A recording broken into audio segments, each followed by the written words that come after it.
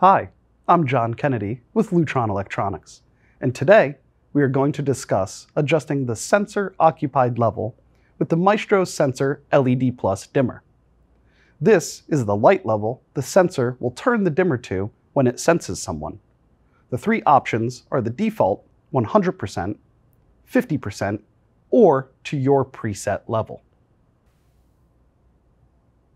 To adjust the occupied level, first, enter Advanced Feature Mode by pulling out the front accessible service switch.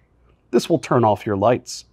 Next, press and hold the tap switch and push in the service switch while continuing to hold for 5 seconds until the LED on the dimmer starts blinking, and then release. Use the raise button to move to the fourth indicator light from the bottom and hit the tap switch to select the occupied level feature. Press the raise or lower buttons to move the indicator light to the desired level. To save your setting, simply press the tap switch. This will save the level and take you back out to the main sensor menu.